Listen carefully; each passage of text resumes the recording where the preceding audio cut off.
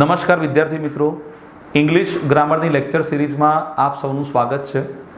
મિત્રો, આ લેક્ચર સિરીઝમાં વોકેબ્યુલરીનું જે ઇમ્પોર્ટન્સ છે એનો આપણે દ્વિતીય ભાગ જોઈ રહ્યા છીએ, લેક્ચર સિરીઝ નંબર 2. આપણે આની પહેલાંના વિડીયોમાં એનું પ્રાઇમ ઇમ્પોર્ટન્સ, એનો પ્રાથમિક પરિચય, એ કેવી રીતે ઉપયોગી છે એના એક્ઝામ્પલ સાથે જોયું. હવે દરેક આસ્પેક્ટને સારી રીતે કવર કરવા માટે જરૂરી એ છે કે આપણે એને ઇન્ડિવિજ્યુઅલ બેસિસ ઉપર ભણીએ, એટલે કે એનું એક એલિમેન્ટનો વિગતવાર અભ્યાસ કરીએ. મેં આગળના વિડીયોમાં જણાવ્યું એ પ્રમાણે આ પર્ટિક્યુલર વસ્તુનો કોઈ નિયમ નથી, આનું કોઈ લિસ્ટ નથી, કોઈ શબ્દો ફિક્સ નથી કે આમાંથી જ આવશે.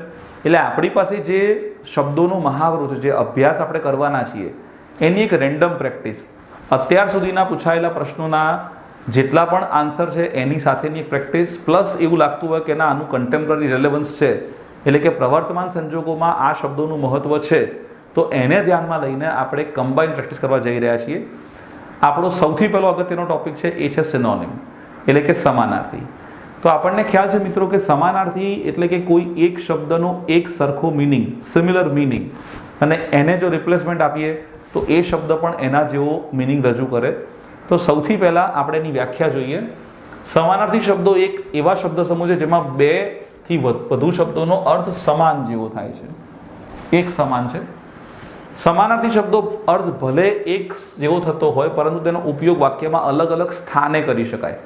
એટલે કે ઘણીવાર એવું બને, હું એમ કહું કે કમ ટુ માય ઓફિસ, અને એવું પણ કહી શકું છું કે you can arrive at my office. તો કમ વાક્યની શરૂઆતમાં આવ્યું, જ્યારે એનો સમાનાર્થી અરાઇવ એ વાક્યના અંતે આવ્યું.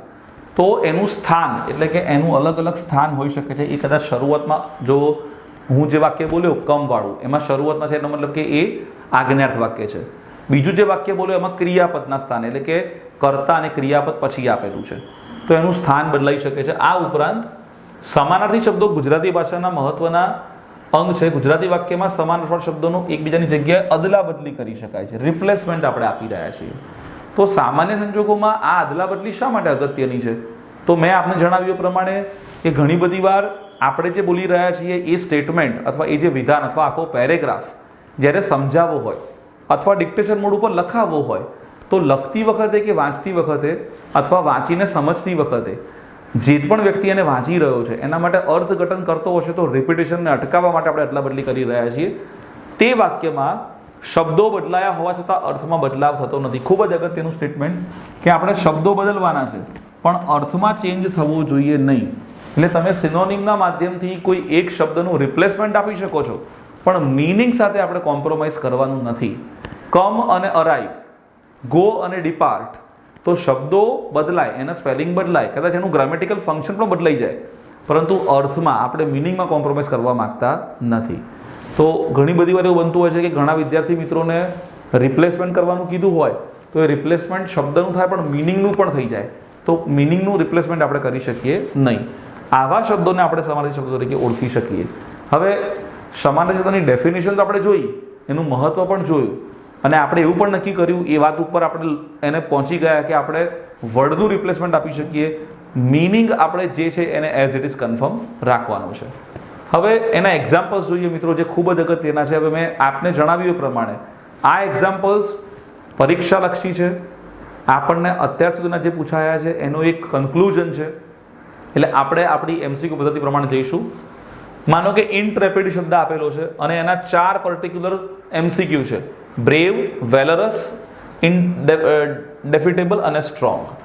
તો આની અંદર ઇન્ટ્રેપિડનું પહેલાં તો સૌથી પહેલાં આ શબ્દનો મિનિંગ શું છે એની મને ખબર હશે તો જ હું આ 4 ઓપ્શનમાંથી એક ઓપ્શન સિલેક્ટ કરી શકીશ.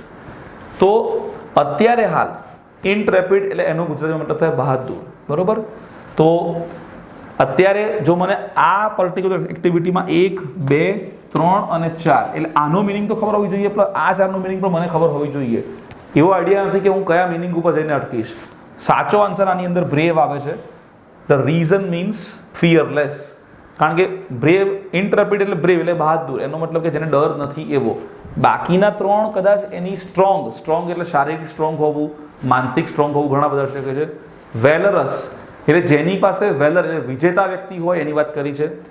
ઇનડેફિટેબલ એનો મતલબ કે જે વ્યક્તિ ક્યારે પણ પરાજિત ન થાય એવો, પણ એનો મતલબ નથી કે બહાદુર હોય. અત્યારે એક્ઝેક્ટ મિનિંગ આપણે આવે છે એ છે ઇન્ટ્રેપિડનો બ્રેવ. તો અત્યારે મારી પાસે આપેલા ઓપ્શનમાં પહેલો ઓપ્શન સાચો છે. તો આ પ્રમાણે મિત્રો આપણે જે કોમન શબ્દ છે, માનો કે બ્રેવ નહીં આપ્યું હોય ઉપર, કારણ કે બ્રેવનો મિનિંગ ખબર છે, એ સિવાયના જે શબ્દો છે એ આપણે ધીમે ધીમે વાંચીશું અને દરેક શબ્દોનું આપણે અર્થઘટન કરીને એનો મિનિંગ શોધવાનો પ્રયત્ન કરીશું.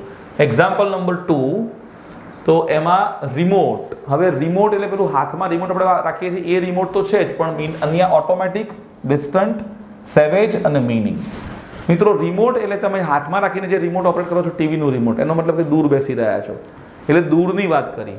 તો અહીંયા ઓટોમેટિક એનો ખોટો આન્સર છે, સેવેજ ખોટો આન્સર છે, મીન સાચો આન્સર છે, ડિસ્ટન્ટ એટલે કે દૂરનું હોવું. બરોબર, તો સાચો આન્સર આપણે ટિક કરી રહ્યા છીએ. ડિટેસ્ટ, એના 4 ઓપ્શન છે: આર્ગ્યુ, હેટ, ડિસ્કવર અને રિવીલ. ડિટેસ્ટનો મતલબ થાય છે કોઈ વ્યક્તિને, કોઈની ધૃણા કરવી અથવા કોઈની અવગણના કરવી, કોઈને નફરત કરવી. અને સાચો આન્સર એનો આપેલો છે બી. બાકીના બધા આન્સર અત્યારે ખોટા છે. તો ધીરે ધીરે હું તમને જે મિનિંગ કહી રહ્યો છું, જેમ કે આર્ગ્યુ એટલે આર્ગ્યુમેન્ટ કરવી, ડિસ્કવર શોધવું, રિવીલ એટલે એને આઈડેન્ટિફાઈ કરવું, તો બાકીના જે મિનિંગ છે એ પણ આપણે જોતા રહેવું પડશે. અને આની અંદર મિત્રો જો શક્ય હોય તો લખીને પ્રેક્ટિસ કરવી વધારે જરૂરી છે વાંચ્યા કરતાં, કારણ કે આપણને આટલા બધા શબ્દોનો જ્યારે મહાવરો લેતા હોઈશું તો 100% આપણને યાદ નહીં રહે. તો બેટર કે કોઈ એક સરસ નોટબુક બનાવીને એમાં આલ્ફાબેટિકલ ઓર્ડરમાં, માનો કે એ છે પછી બી છે એવો આલ્ફાબેટિકલ ઓર્ડર નક્કી કરીને પછી એમાં શબ્દોનું લિસ્ટ રજૂ કરીએ, એનો ઉચ્ચાર લખીએ અને એનો અર્થ લખીએ. શક્ય હોય તો એનો એક સિનોનિમ એટલે એકાદનો સમાનાર્થી નિકેત વિરુદ્ધાર્થી પણ લખીએ. જેમ કે મારી પાસે સી શબ્દ હોય, ધારો કે સી થી શરૂ કરું, COM કમ આવે છે, તો મારે કમ એનો ઉચ્ચાર એવું લખવું જોઈએ, પછી કમનો મિનિંગ લખવો જોઈએ કે આવવું એવી ખબર પડે.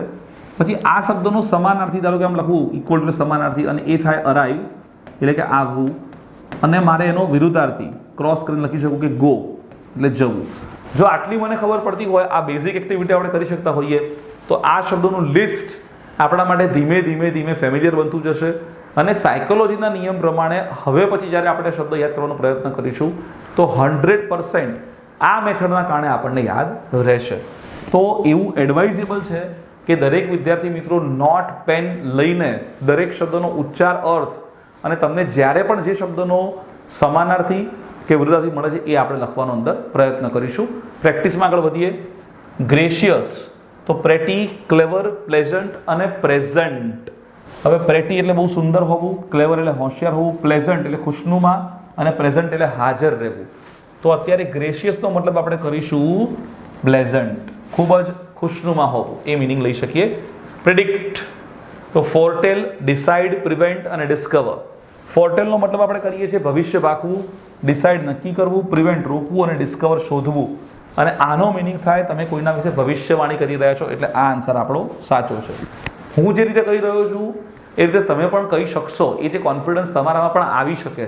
પણ જરૂરી છે કે આપણી પાસે જેટલા પણ શબ્દોનું લિસ્ટ પ્રથમ વખત આવી રહ્યું છે અને આપણને નથી આવડતો, તો એ વસ્તુ સ્વાભાવિક છે, એ વસ્તુ નોર્મલ છે, નેચરલ છે.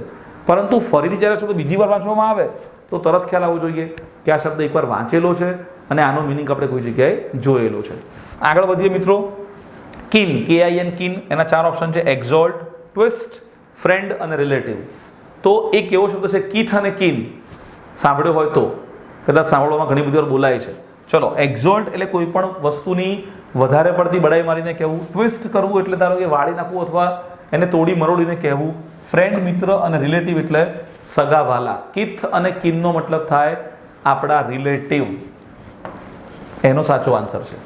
તો આ જે બોલચાલની ભાષામાં તમે બોલો છો, એ કદાચ કોઈ જગ્યાએ સાંભળ્યું હોય તો પણ યાદ રહ્યું હશે, પરંતુ સાંભળ્યા પછી એને યાદ રાખવું, જે તે વખતે યાદ કરીને લખવું, એ પણ આપણા માટે ખૂબ જ અગત્યનો સેક્શન છે. આપણી પ્રેક્ટિસમાં મિત્રો આપણે આગળ વધીશું અને દરેકના હું તમને મિનિંગ કહી રહ્યો છું એટલે એ પણ જાણવા આપણા માટે ખૂબ જ જરૂરી બનશે. નેક્સ્ટ આપણો જે છે એ છે પેન્સિવ. પેન્સિવ, PENSIVE. એના 4 ઓપ્શન છે: ઓપ્રેસ્ડ, કેજ્ડ, થોટફુલ અને હેપી. ઓપ્રેસનો મતલબ થાય દબાયેલું, કચડાયેલું હોવું, નિમ્ન કક્ષાનું હોવું. કેજ્ડ એટલે ધારો કે પાંજરામાં પૂરેલું હોવું અથવા કેદી તરીકે કોઈને રાખવા. થોટફુલ એટલે વિચારશીલ હોવું અને હેપી એટલે ખુશ હોવું. આનો મતલબ થાય ખૂબ જ વિચારશીલ, એટલે સાચો આન્સર છે C, એ છે થોટફુલ. નંબર 7, બેનિશ. અહીંયા આપેલું છે એક્ઝાઇલ, હેટ, ફેડ અને ક્લીન. તો એક્ઝાઇલનો મતલબ થાય કોઈને દેશ વટો આપવો, દેશ નિકાલ કરવો. હેટ એટલે નફરત કરવી. ફેડ એટલે ફેડેડ એટલે ધારો કે વધારે પડતું કોઈક ઘાટા કલરનું હોવું, કોઈ પ્રવાહીનું હોવું. ક્લીન એટલે ક્લિયર હોવું. આનો મતલબ થાય છે કોઈ વ્યક્તિનો દેશ નિકાલ કરવો, એટલે આપણો એ આન્સર સાચો છે. તો અત્યારે હાલ આપણા માટે ચેલેન્જિંગ વસ્તુ એ છે કે ચારે ચાર શબ્દો એક સરખા દેખાય છે, કારણ કે મને ચારના મિનિંગ નથી આવડતા, એકનો મિનિંગ આવડે છે, ક્લીન એટલે ચોખ્ખું હોવું, હેડ એટલે નફરત. પણ આ બેનું શું? તો જે કન્ફ્યુઝન થયું એ નિયર બાય કન્ફ્યુઝન થશે, કારણ કે ચારમાંથી બે ખબર પડી ગઈ, તો બાકીના બે વિશે વિચારવાની જરૂર પડશે નહીં. પરંતુ અઘરા શબ્દો જ્યારે આવે નવા, ત્યારે ખાસ કરીને આપણે આપણી બુકમાં એને નોંધીશું, ડિક્શનરીમાંથી કાં તો ગૂગલ કરીશું, એનો મિનિંગ જાણવાનો પ્રયત્ન કરીશું અને એને યાદ રાખીશું. આગળ વધીએ મિત્રો આપણી પ્રેક્ટિસમાં જ. નંબર 8 એ શબ્દ છે સેક્રાઇન અને લીવ, સ્વીટ, એરિડ કે ક્વિટ. તો આ જે સેક્રીન જે મોટાભાગે વાપરીએ છીએ એમાં જો લીવ એટલે છોડી દેવું, સ્વીટ એટલે ગળ્યું હોવું, એરિડ એટલે બહુ ડ્રાય હોવું, બહુ સૂકું હોવું, અને ક્વિટ એટલે પણ વિથડ્રો કરવું. તો અત્યારે હાલ આનો મતલબ એવો થશે કે જે એક પર્ટિક્યુલર એડેડ ફ્લેવર છે, જે ગળ્યું એડ થાય છે, એટલે આપણે એને કહીશું સ્વીટ. બરોબર? તમે સેક્રીન એવું નાખો છો એવું પણ આપણે કહી રહ્યા છીએ. ડ્રેગ, સ્લીપી, ક્રશ, પ્રાઉડ કે પુલ. હવે આ શબ્દ તો બહુ જાણીતો છે. સ્લીપી એટલે વધારે પડતું ઊંઘમાં રહેવું, ક્રશ એટલે કચડી નાખવું, પ્રાઉડ એટલે આપણે પ્રાઉડ ફીલ થવું, આપણે ગર્વ મહેસૂસ કરવો, અને પુલ એટલે ખેંચવું. તો તમે જ્યારે ઈમેલ કરતા હોય ત્યારે આપણને એવું કહેવામાં છે કે ડ્રેગ એન્ડ ડ્રોપ કરો. આવો એક સામાન્ય આપણે વાત કરીએ, ડ્રેગ એન્ડ ડ્રોપ. કોઈ ફાઇલ ધારો કે ડેસ્કટોપ પરથી ડ્રેગ કરો અને અંદર ડ્રોપ કરી દો, એટલે ખેંચીને લાવો અને અંદર મૂકી દો. તો આની અંદર આપણે કહી શકીએ કે પુલ એ ખેંચવાના સંદર્ભમાં આપણે એને સાચું ગણી શકીએ.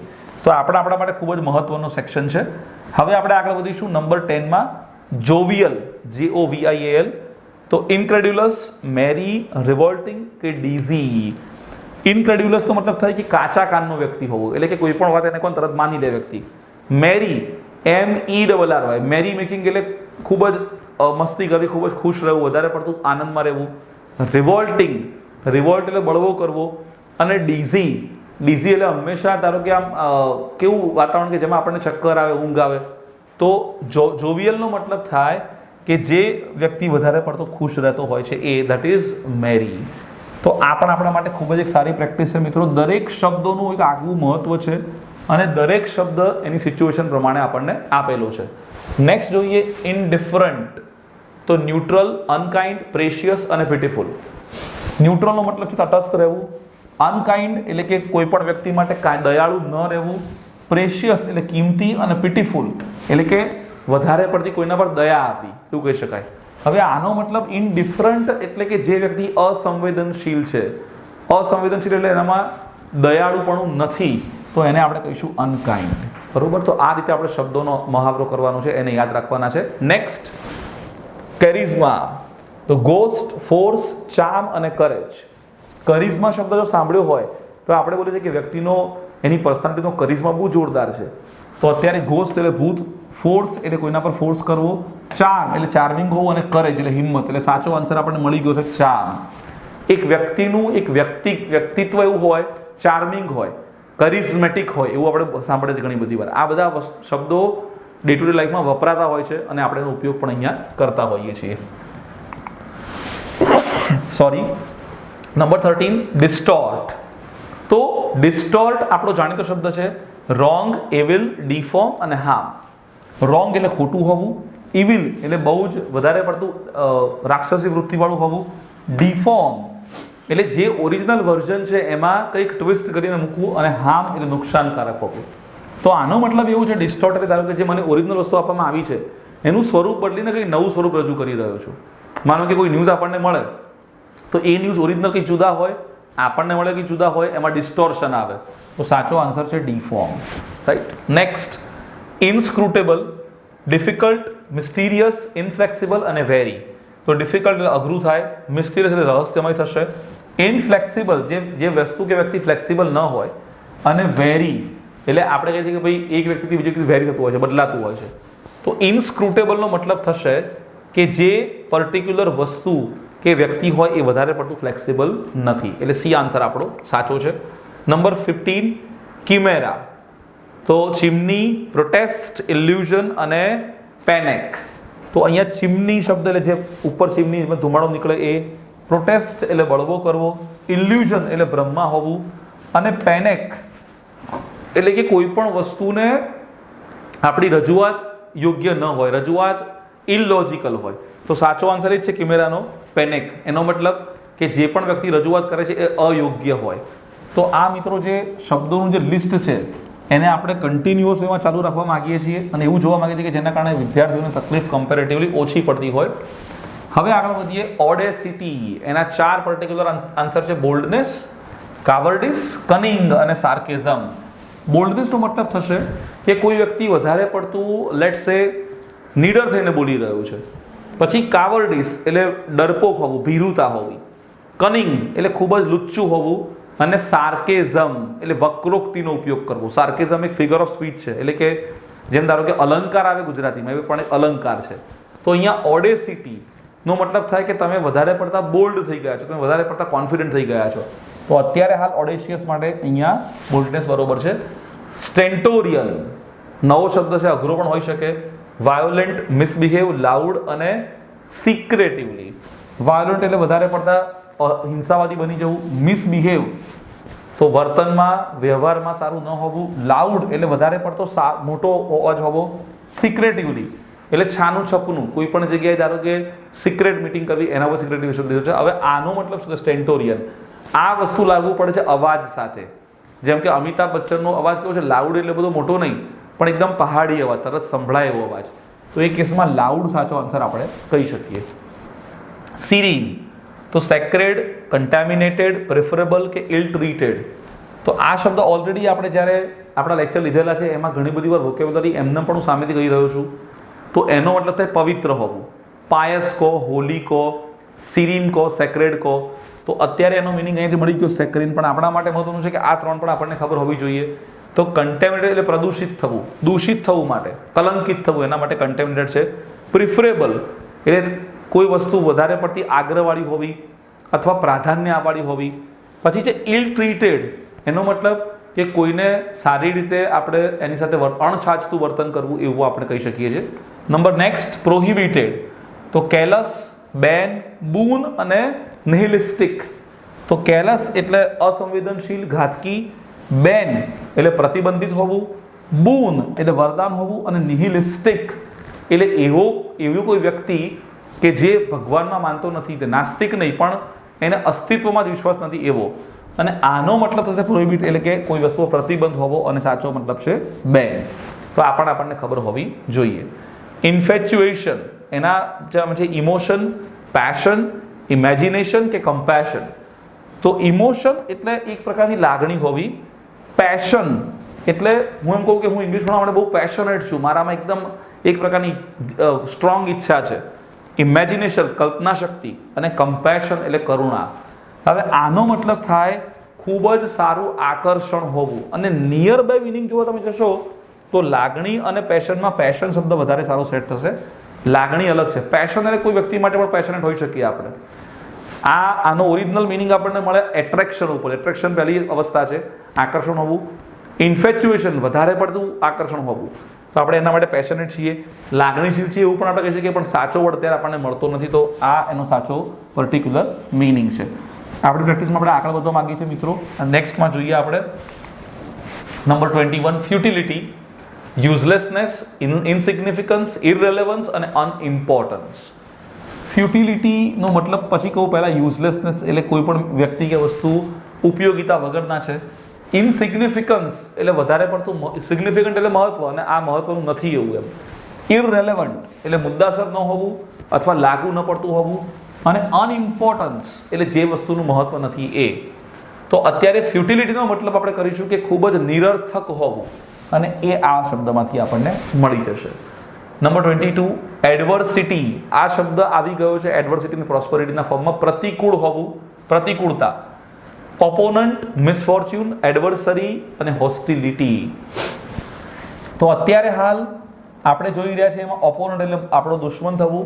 મિસફોર્ચ્યુન એટલે આપણું લક કામ ના કરવું ઘણીવાર. એડવર્સરી આખું ડિફરન્ટ છે, કે જેમાં ધારો કે તમે કોઈ એક પર્ટિક્યુલર આખું એક સ્ફિયરની વાત કરો છો, એક સ્થળની વાત કરો છો ત્યારે મૂકી શકાય. અને હોસ્ટિલિટી એટલે દુશ્મની, બરોબર. તો અત્યારે આ દુશ્મન ને દુશ્મની, તો અત્યારે આના માટેનો સાચો મિનિંગ મળી રહ્યો છે આપણને બીમાંથી કે ભાઈ માણસનું નસીબ કામ કરતું નથી, એ અનફોર્ચ્યુનેટ છે, એનો મતલબ કે પ્રતિકૂળ સંજોગોમાંથી પસાર થઈ રહ્યો છે. નંબર નેક્સ્ટ ડિસ્ક્રિમિનેટ, એમાં છે કમ્પેર, ડિસ્ટિંગ્વિશ, કોમ્પ્રિહેન્ડ અને કનેક્ટ. તો ઊંધે શરૂ કરીએ. કનેક્ટ એટલે કનેક્ટ થવું, જોઈન્ટ થવું, કોમ્પ્રિહેન્ડ એટલે સમજવું, ડિસ્ટિંગ્વિશ એટલે અલગ પાડવું, અને કમ્પેર એટલે એક સરખામણી કે તુલનાત્મક રચના કરવી. ડિસ્ક્રિમિનેટનો મિનિંગ છે કે તમે ભેદભાવ કરી રહ્યા છો, અલગ પાડી રહ્યા છો, એટલે આપણો સાચો મિનિંગ છે ડિસ્ટિંગ્વિશ. એનો સાચો સમાનાર્થી છે અલગ પાડવું. નેક્સ્ટ 24 ફેચ, તો એના માટે છે ઓર્ડર, બ્રિંગ, સ્ટોપ અને ટેક. ઓર્ડર એટલે તમે કોઈને આદેશ આપી રહ્યા છો, બ્રિંગ એટલે તમે કોઈ વસ્તુ લાવી રહ્યા છો, સ્ટોપ એટલે અટકાવી રહ્યા છો, અને ટેક એટલે લઈ લેવું. અને ફેચનો મતલબ થાય કે કોઈની પાસેથી મંગાવવું, એટલે bring is the correct answer. બધા જ ક્રિયાપદ છે. બીજું મિત્રો એવું પણ ધ્યાન રાખવામાં આવ્યું છે કે આપણે જેટલા પણ પાર્ટ્સ ઓફ સ્પીચ ભણી ગયા છીએ, નાઉન, પ્રોનાઉન, વર્બ, એમાંથી અલગ અલગ શબ્દોનો આપણે અભ્યાસ કરી રહ્યા છીએ. જેમ કે આ હોસ્ટિલિટી શબ્દ છે એ નાઉન છે, એ પ્રમાણે એડવર્સિટી પણ નાઉન છે. પછી આપણે ઓપોનન્ટ જોવા જઈએ તો એ નાઉન છે ખરા, પણ પાછું કોમન નાઉન છે. નીચે આવશે એટલે બધા જ આપણને ક્રિયાપદ જોવા મળશે. આગળ વધીએ. લુક આફ્ટર, તો ઇન્વેસ્ટિગેટ, હેટ, ટેક કેર અને પરસ્યુ. ઇન્વેસ્ટિગેશન કરવું એટલે તપાસ કરવી, હેટ એટલે નફરત કરવી છે, ટેક કેર એટલે કોઈ વ્યક્તિ કે વસ્તુની કાળજી લેવી, અને પરસ્યુ એટલે આમ તો કોઈનો પીછો કરવો અથવા કોઈ વસ્તુ આપણે સ્ટડીમાં પરસ્યુઇંગ એટલે કન્ટિન્યુ કહી શકીએ. લુક આફ્ટરનો મતલબ મિત્રો થાય છે કે કોઈની સાર સંભાળ રાખવી.